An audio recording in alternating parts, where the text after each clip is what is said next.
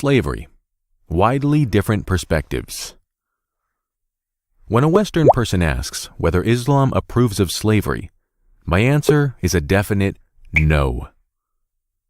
What Islam has is a system that is akin to slavery, as the American sport, which involves players hold an oval ball tight to their chests and fight against their opponents wearing metal helmets, is akin to football.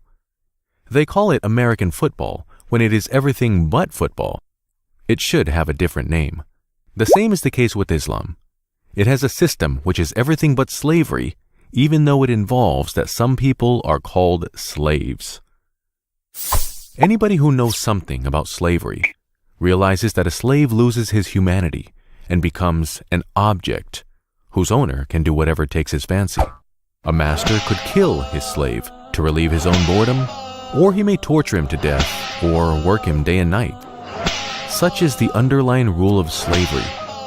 These are not isolated cases, but basics of slavery, as anyone who saw the film 12 Years a Slave or Django Unchained clearly knows. Do you remember the scene in which dogs are eating slaves alive? Do you remember that? Now, do you realize that this actually happened? I bet you didn't think of it, but this is normal. Because again, a slave loses his humanity and becomes an object owned by his master. Under Islam, the whole thing is different. A slave retains his humanity. No measure of ill treatment of slaves, however small, is permissible.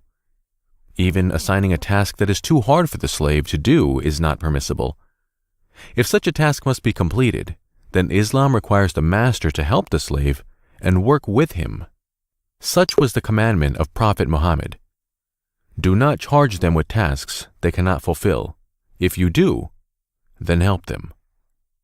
These are better work conditions than those endured by countless employees of some multinational companies. Moreover, a slave should be given of the same food and clothes as the master.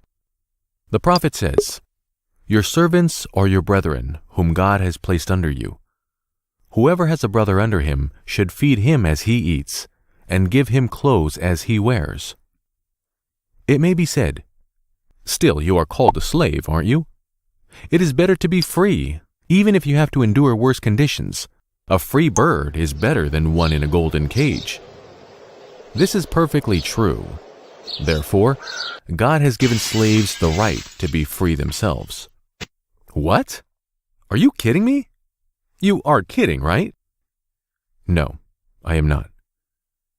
Under Islam, a slave could enter into a contractual agreement with his master, giving the master an agreed amount of money in return for the slave's freedom. Wait, does this mean that a slave can be financially independent? Answer is yes.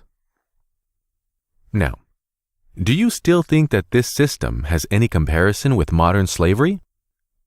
Under modern slavery, a free person is made to work throughout his entire life in return for pittance granted by multinational companies whose profits are in tons of billions of dollars. They are practically slaves. Our world has promoted sexual slavery under which thousands of women are employed in the pornographic industry. These women are given long-term contracts that pay 90% of them hardly enough to live on and educate their children. Most of the so-called sex workers have acknowledged that their work undermines their future as it gives them no chance to take up any respectable employment. They are practically slaves. Do you know that the United States enslaved 4 million innocent Africans and placed them under the conditions I have described? In terms of today's money, a slave was sold for $12,000. By 1850, American slaves then represented what was equal to 1/5 of the national wealth of the United States. Yet this is not worse than present-day conditions, as an unprecedented number of people are today enslaved, doing hard jobs and in forced prostitution in various parts of the world, at the bargain price of $90 per head. This is cheaper than the price of a pair of trainers from Nike. Now, it may be said, but Islam imposes slavery on captives of war, does it not? The answer is yes, undoubtedly. If you were taken captive in war, would you prefer to be a slave under Islamic conditions as I have described?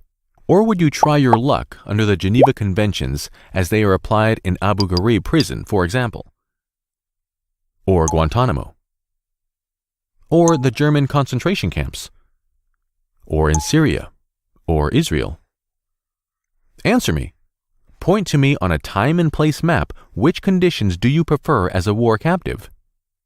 Right. I would choose Islam too.